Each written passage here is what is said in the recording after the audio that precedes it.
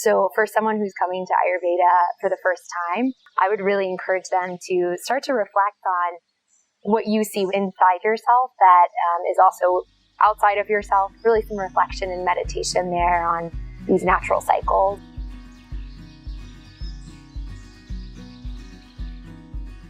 I think like a very basic thing, just like yesterday, I did Abhyanga for maybe the first time, mentally thinking about how that practice was going to help me, and then like doing it and experiencing it. It was extremely nourishing. Just the simplest thing of like putting that thought into actual practice was pretty, life-changing in a way.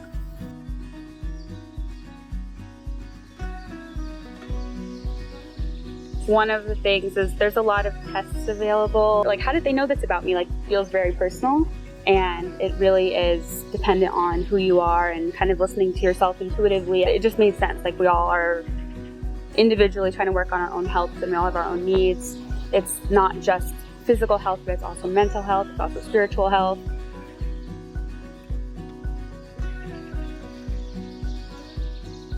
I think a really simple way to tune in to what Ayurveda truly is to just ask yourself how you feel.